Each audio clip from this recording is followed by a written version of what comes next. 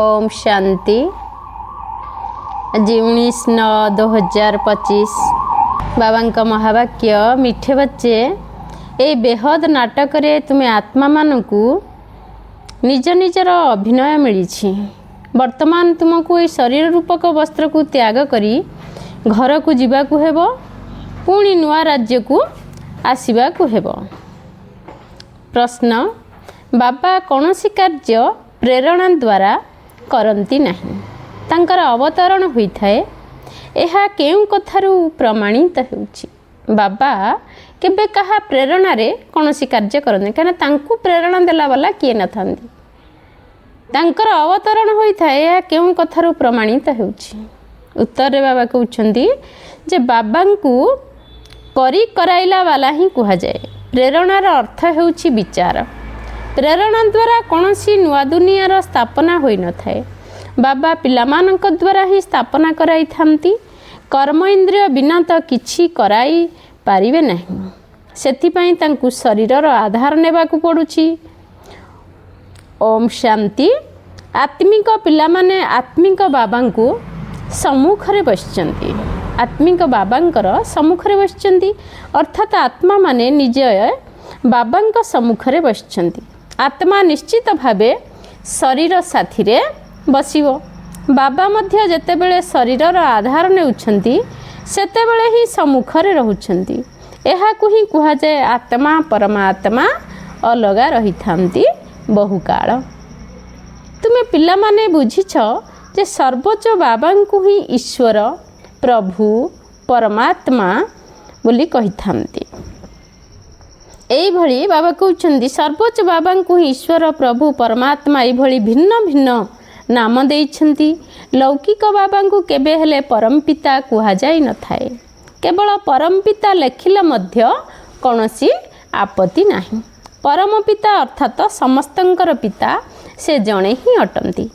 पिला माने जानुछंती जे आमे परम पितांक साथी रे बसिछु। परम पिता परमात्मा एवं आमे आत्मा माने शांतिधाम रो बासिंदा अटु। एठाकू अभिनय करिया पई आसुछु। सत्य जुगरु आरंभ करी कलिजुग शेष पर्यंत अभिनय करिलु। एहा होई गला नुआ रचना। रचयिता बाबा बुझाइछंती जे तुमे पिला माने एभली अभिनय करिछ। पूर्वे हा जानि नथिले जे आमे 84 जन्मर चक्र लगाउछु। जेउ पिला माने 84 जन्म परिक्रमा करिछंती, बाबा सेई मानक सहित वार्तालाप करुछंती। समस्ते तो 84 जन्म नहीं पारिबे नहीं। यह बुझाइबा दरकार जे 84 जन्मर चक्र किपरि घुरुछि। बाकी लक्ष लक्ष वर्षर कथा तो किछि नहीं। पिला माने जानुछंती जे आमे प्रति 5000 वर्ष परे अभिनय करिया पई आसी थाउ। आमे अभिनयकारी अटु। बाबा कहउछंती जे आमे समस्ते अभिनेता एवं अभिनेत्री, आमे सबो अभिनयकारी, आमे सबो अभिनय करूछु। सर्वोच्च भगवानकर मध्य विचित्र अभिनय रहिछि। ब्रह्मा एवं विष्णुंकर विचित्र अभिनय कुहाजिबो नाही। दुई जण ही 84 जन्मर चक्र लगाई थांती। बाकी शंकरंक अभिनय तो ए दुनिया रे ही नाही। त्रिमूर्ति रे देखाइछंती स्थापना विनाश पालना चित्र द्वारा बुझा जाई थाए। चित्र दाहा देखाउछ ताहा संबंधरे बुझाइबा को हेबो। संगम जुगरे पुराणा दुनियार विनाश तो निश्चित हेबो। प्रेरक अक्षर मध्य भूल अटे। जेमिति केही कुहंती जे आज मते बाहर को जिबा पई प्रेरणा आसु नाही। प्रेरणा अर्थात बाबा कहले प्रेरणा आसु। प्रेरणा अर्थात कौन विचार। प्रेरणार अन्य कौनसी अर्थ नहीं। परमात्मा कौनसी प्रेरणा द्वारा काम करती नहीं। प्रेरणा द्वारा तो ज्ञान मिली पारिबो नहीं। बाबा आसिछंती ब्रह्मा बाबांकर एई कर्म इंद्रिय द्वारा अभिनय करिबा पई। करी कराउ थांती ना, कराइबे पिलामानंक द्वारा। शरीर बिना तो किछि करि पारिबे नहीं। ए कथा को केही भी जानी नाहंती। कना शरीर भितर जदि आत्मा नथिबो ताहले आत्मा बिना शरीरर किछि मूल्य न थाए। केही भी जानी नाहंती ना ईश्वर पिता को जानिछंती। ऋषि मुनि आदि कहूथिले जे आमे ईश्वर को जानी नाहु।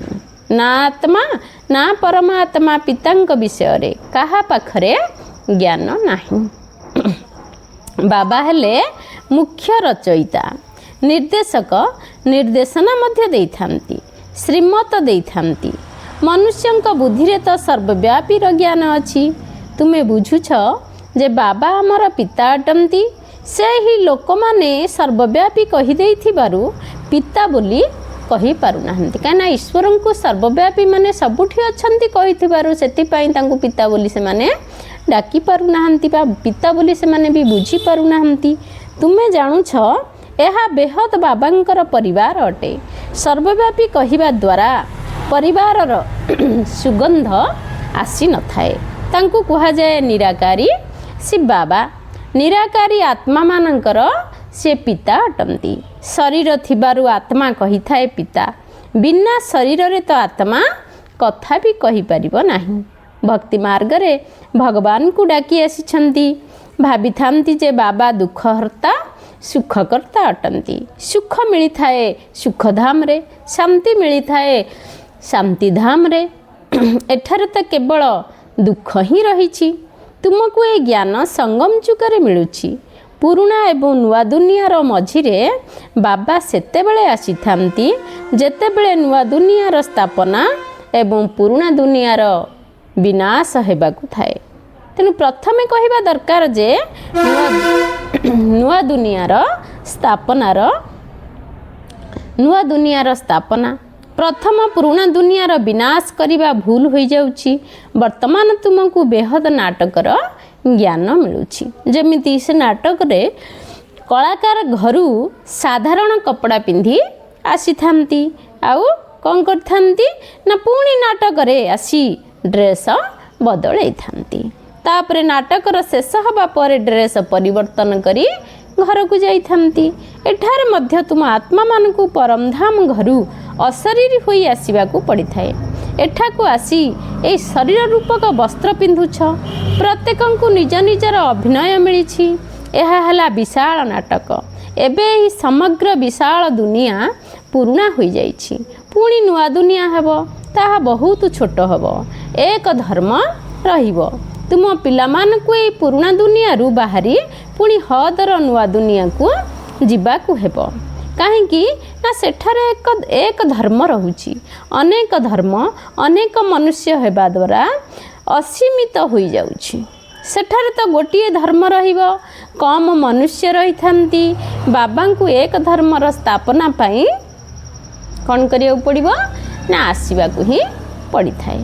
तुमे पिला माने विशाल नाटकर रहस्य को जानिछ जे चक्र किपरि घुरुछि। ए समय जहाँ किछि प्रत्यक्ष रूपे हेउछि भक्ति मार्ग रे पुणी ताकू कौन करिया पड़िबो ना उत्सव रूप रे पालन करिथांती। क्रमानुसार के उत्सव रही यह भी तुमे पिला माने जानिछ। सर्वोच्च भगवान शिव बाबांकर जयंती कहुजिबो। शिव बाबा जेबे आसंती ता परठारु अन्य सब उत्सव भगवान जेबे आसंती ता परठारु कौन हुए विभिन्न प्रकार सब पर्व पालित हुए उत्सव पालित हुए। शिव बाबा प्रथमे आसी गीता सुनाई थांती अर्थात सृष्टिर आदि मध्य अंतर ज्ञान सुनाई थांती। जोग मध्य शिखाई थांती ताहा सहित तुमको पढ़ाई थांती मध्य। तेणु प्रथमे बाबा आसिले शिव जयंती हैला तापरे पुणी हब गीता जयंती। आत्मा मानकु बाबा ज्ञान शुणाउथिबारु गीता जयंती मध्य होई गला। तुमे पिला माने विचार करी उत्सव गुड़ी को क्रमान्वय रे लेख। निज धर्मर जीए होइथिले से ही एक कथा को बुझिबे। प्रत्येकंकु निज धर्म प्रिय लागि थाए ना। अन्य धर्मावलंबी प्रश्न उठु नाही। काहाकु एई धर्म प्रिय लागिले मध्य से धर्म रे आसी परिबे नाही। स्वर्ग को अन्य धर्मावलंबी माने कौन आसी परिबे कि? वृक्ष रे बिल्कुल स्पष्ट रही। जेउ जेउ धर्म जेउ समय रे आसी थांती पुणी सेई समय रे आसीबे।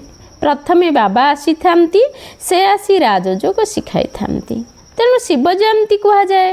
ଏହାପରେ ଗୀତା ଜୟନ୍ତୀ, ଏହାପରେ ହୁଏ ନାରାୟଣ ଜୟନ୍ତୀ। ସେ ସମୟରେ ସତ୍ୟଯୁଗ ହୋଇଥାଏ। ତାହା ବି କ୍ରମାନୁସାରେ ଲେଖିବାକୁ ପଡ଼ିବ। ଏହା ଜ୍ଞାନର କଥା ଅଟେ। ଶିବ ଜୟନ୍ତୀ କେବେ ହୋଇଥିଲା ତାହା ବି ଜଣା ନାହିଁ। ବାବା ଯେଉଁ ଜ୍ଞାନ ଶୁଣାଉଛନ୍ତି ତାହାକୁ ଗୀତା ବୋଲି କୁହାଯାଉଛି। ପୁଣି ବିନାଶ ବି ହୋଇଥାଏ। ଜଗଦମ୍ବା ଆଦିଙ୍କର ଜୟନ୍ତୀରେ କୌଣସି ଛୁଟି ଆଦି ହୁଏ ନାହିଁ। ମନୁଷ୍ୟ କାହାର ମଧ୍ୟ ତିଥି ତାରିଖ ଆଦିକୁ ବିଲକୁଲ ଜାଣିନାହାନ୍ତି। ଲକ୍ଷ୍ମୀ ନାରାୟଣ ରାମ ସୀତାଙ୍କର ରାଜ୍ୟକୁ ମଧ୍ୟ ଜାଣିନାହାନ୍ତି। 2500 ବର୍ଷ ପରେ ଯିଏ ଆସିଛନ୍ତି ତାଙ୍କୁ ଜାଣିଛନ୍ତି। କିନ୍ତୁ ତାଙ୍କ ପୂର୍ବରୁ ଯେଉଁ ଆଦି ସନାତନ ଦେବୀ ଦେବତା ଧର୍ମ ଥିଲେ ସେମାନଙ୍କୁ କେତେ ସମୟ ହେଲା କିଛି ଜାଣିନାହାନ୍ତି। 5000 ବର୍ଷ ଠାରୁ ତ ଅଧିକ ସମୟ କଳ୍ପ ହୋଇପାରିବ ନାହିଁ। ଅଧା କଳ୍ପରେ ବହୁତ ଧର୍ମ ଆସିଗଲା, ବାକି ଅଧାରେ ଦେବତାମାନଙ୍କର ରାଜ୍ୟ ଚାଲେ। ପୁଣି ଅଧିକ ବର୍ଷର କଳ୍ପ କିପରି ହୋଇପାରିବ? 84 ଲକ୍ଷ ଜନ୍ମ ମଧ୍ୟ ହୋଇପାରିବ ନାହିଁ। ଶାସ୍ତ୍ରବାଦୀମାନେ ଭାବିଥାନ୍ତି କଳିଯୁଗର ଆୟୁଷ ଲକ୍ଷ ଲକ୍ଷ ବର୍ଷ ଅଟେ। ମନୁଷ୍ୟକୁ ଅନ୍ଧକାରରେ ପକାଇ ଦେଇଛନ୍ତି। କେଉଁଠି ସମ୍ପୂର୍ଣ୍ଣ ଡ୍ରାମାର ଆୟୁ 5000 ବର୍ଷ, କେଉଁଠି ପୁଣି କେବଳ କଳିଯୁଗ ପାଇଁ କହିଥାନ୍ତି ଯେ ଏବେ 40000 ବର୍ଷ ବାକି ରହିଛି। ଯେତେବେଳେ ଲଢ଼େଇ ଲାଗୁଛି ସେତେବେଳେ ଭାବନ୍ତି ଭଗବାନଙ୍କୁ ଆସିବା ଦରକାର, କିନ୍ତୁ ଭଗବାନଙ୍କୁ ତ ସଙ୍ଗମ ଯୁଗରେ ଆସିବା ଦରକାର। ମହାଭାରତ ଲଢ଼େଇ ତ ଲାଗୁଛି ସଙ୍ଗମ ଯୁଗରେ। ବାବା କହୁଛନ୍ତି ମୁଁ ବି କଳ୍ପ କଳ୍ପ ସଙ୍ଗମ ଯୁଗରେ ଆସୁଛି। ନୂଆ ଦୁନିଆର ସ୍ଥାପନା, ପୁରୁଣା ଦୁନିଆର ବିନାଶ କରିବା ପାଇଁ ବାବା ଆସନ୍ତି। ନୂଆ ଦୁନିଆର ସ୍ଥାପନା ହେଲେ ପୁରୁଣା ଦୁନିଆର ବିନାଶ ନିଶ୍ଚିତ ହେବ। ଏଥିପାଇଁ ଏ ଲଢ଼େଇ ଲାଗୁଛି। ଏଥିରେ ଶଙ୍କରଙ୍କର ପ୍ରେରଣା ଆଦିର କିଛି କଥା ନାହିଁ। ବୁଝା ପଡ଼ୁଛି ଯେ ପୁରୁଣା ଦୁନିଆ ବିନାଶ ହୋଇଯିବ। ଘର ଆଦି ତ ଭୂମିକମ୍ପରେ ସବୁ ନଷ୍ଟ ହୋଇଯିବ। କାହିଁକି ନା ନୂଆ ଦୁନିଆ ଦରକାର। ନିଶ୍ଚିତ ନୂଆ ଦୁନିଆ ଥିଲା।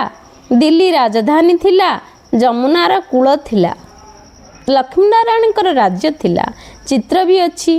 ଲକ୍ଷ୍ମୀନାରାୟଣଙ୍କୁ ସ୍ୱର୍ଗର ମାଲିକ କୁହାଯିବ। ତୁମେ ପିଲାମାନେ ସାକ୍ଷାତକାର ମଧ୍ୟ କରିଛ କିପରି ସ୍ୱୟଂବର ହୋଇଥାଏ। ଏସବୁ ପଏଣ୍ଟସକୁ ବାବା ପୁନରାବୃତ୍ତି କରାଉଛନ୍ତି। ଯଦି ଭଲ ପଏଣ୍ଟ ମନେ ପଡ଼ୁନାହିଁ ତେବେ ବାବାଙ୍କୁ ୟାଦ କର। ବାବାଙ୍କୁ ଭୁଲି ଯାଉଛ ତ ଟିଚରକୁ ମଧ୍ୟ ମନେ ପକାଅ। ଟିଚର ଯାହା ଶିଖାଉଛନ୍ତି ତାହା ମଧ୍ୟ ନିଶ୍ଚିତ ମନେ ପଡ଼ିବ ନା। ଟିଚର ବି ମନେ ପଡ଼ିବେ, ଜ୍ଞାନ ବି ମନେ ପଡ଼ିବ। ଉଦ୍ଦେଶ୍ୟ ବି ବୁଦ୍ଧିରେ ଅଛି, ମନେ ରଖିବାକୁ ହିଁ ପଡ଼ିବ। ଆଉ କ'ଣ କରିବା ନା, କାହିଁକି ନା ଏହା ତୁମର ଛାତ୍ର ଜୀବନ ନା। ଏହା ବି ଜାଣୁଛ ଯେ ଯିଏ ଆମକୁ ପଢ଼ାଉଛନ୍ତି ସେ ମଧ୍ୟ ଆମର ପିତା। ଲୌକିକ ପିତା ତ ଗୁପ୍ତ ରହିନଥାନ୍ତି। ଲୌକିକ, ପାରଲୌକିକ ଆଉ ବ୍ରହ୍ମା ହେଲେ ଅଲୌକିକ। ଏହାକୁ କେହି ମନେ ପକାନ୍ତି ନାହିଁ।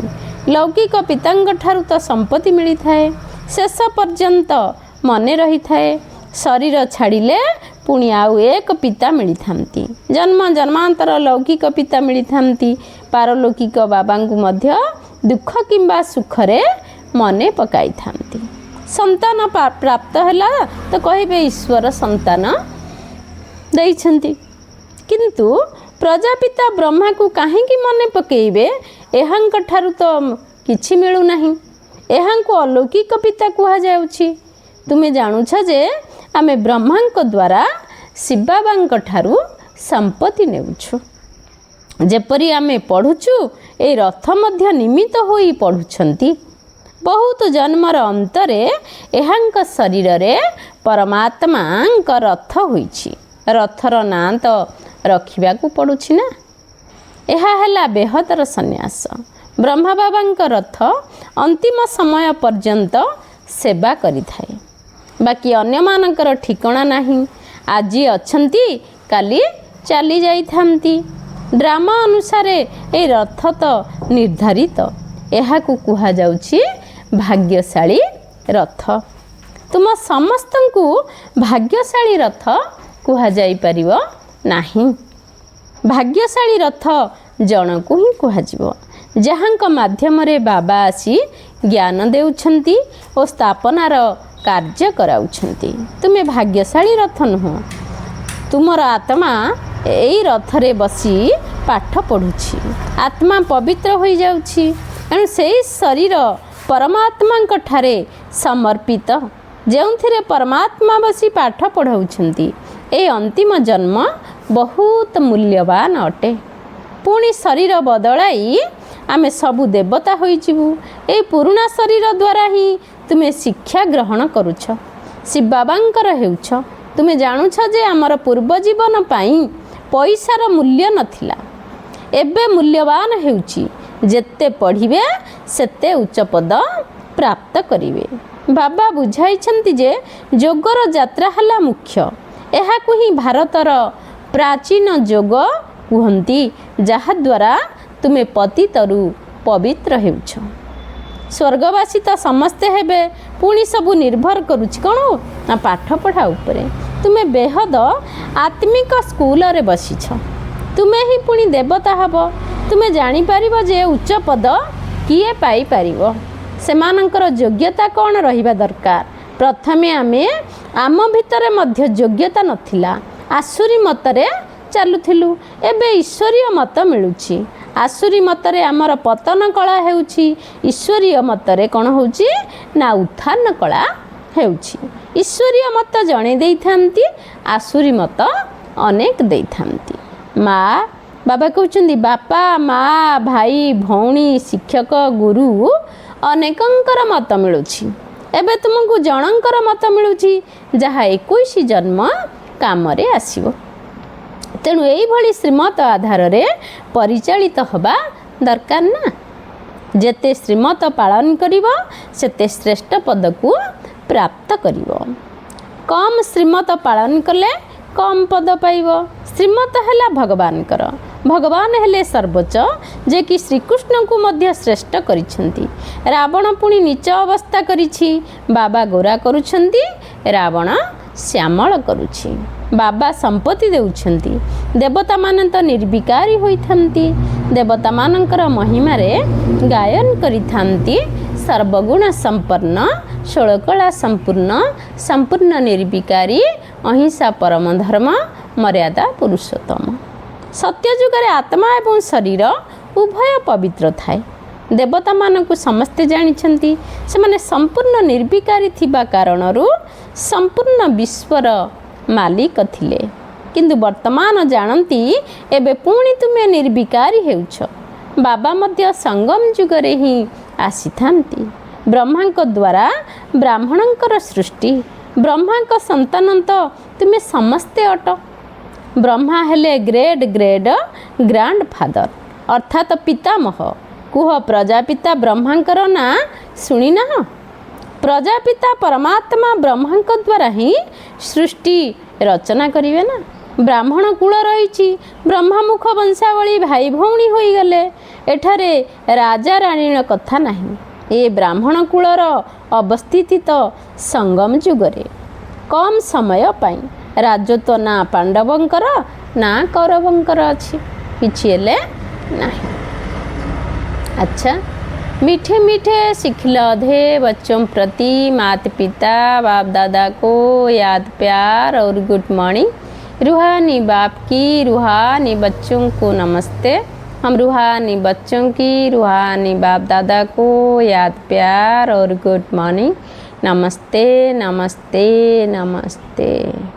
धारणा के लिए मुख्य सार नंबर 1, 21 जन्म पर्यंत श्रेष्ठ पदर अधिकारी हवा पाई समस्त आसुरी मत को छाड़ी एक ईश्वरीय मतरे चलवा को हेब।